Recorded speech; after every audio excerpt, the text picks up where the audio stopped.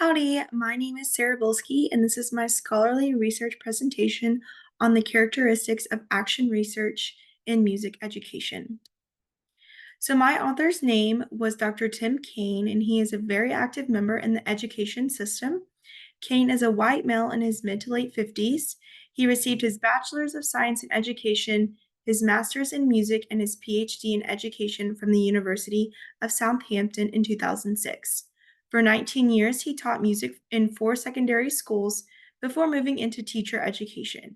He has taught at LSU College, Chichester University, Kingston University, Basswell University, and the University of Southampton. He now teaches at Edge Hill University as professor in education. Kane directs the Research Center for Schools, Colleges, and Teacher Education and teaches research methods on undergraduate and postgraduate programs. So, how does his background influence action research? Kane's level of education and teaching experience gives him a lot of background and knowledge on the success of action research. Being in the classroom for many years has given him the opportunity to try many different types of strategies and methods to improve his education.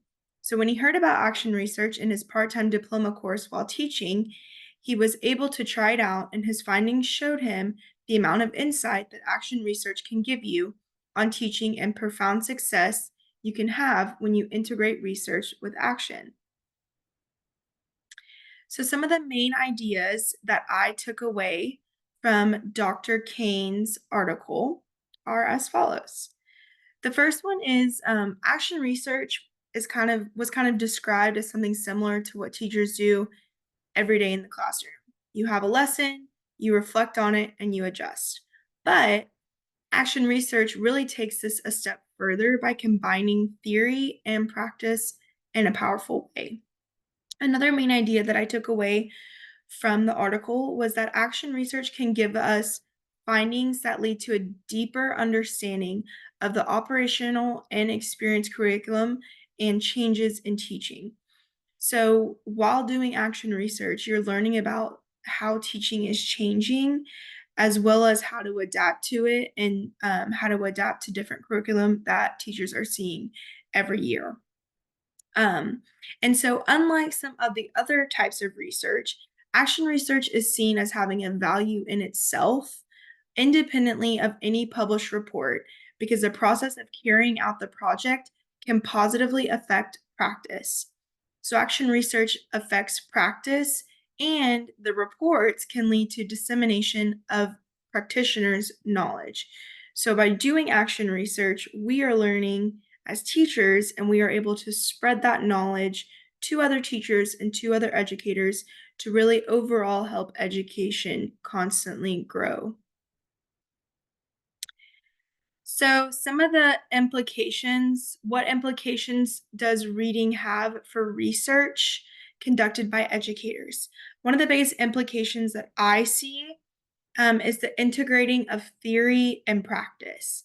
So this article discusses the importance of integrating theoretical knowledge with practical teaching. So teachers are encouraged to base their interventions on established theories while also continually reflecting on and adjusting their practices based on real-time data and outcomes. So this approach ensures that research is grounded in practical reality and directly relevant to classroom challenges. So with action research, teachers are able to look at the research and again, apply the real-time data and outcomes to their everyday classroom. So you're grounded in that practical reality and you're directly relating it to classroom challenges that you are experiencing.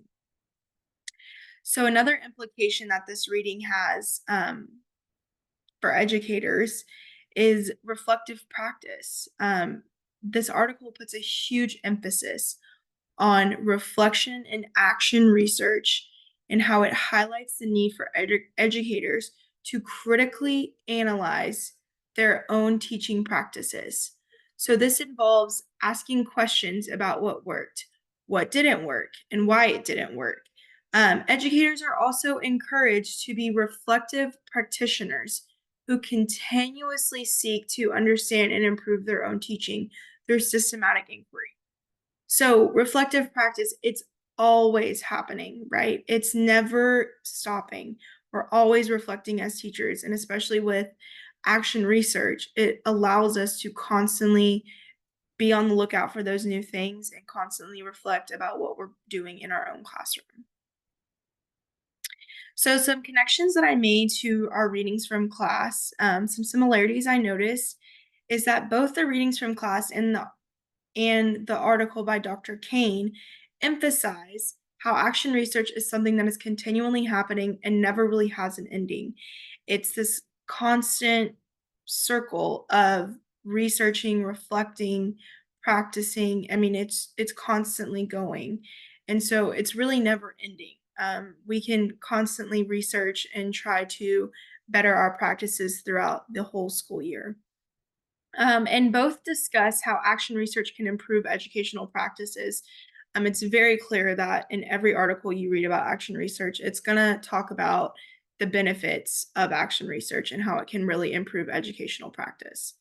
And some differences I noticed were that readings that I've read for class have focused on action research from a variety of subjects and how it can benefit teachers in many different subjects. Whereas this article really only focused on music education. So, how did I engage with the author's arguments? Something I found difficult to accept is that in some areas of education, such as music education that was discussed in my article, there wasn't a lot of information on action research.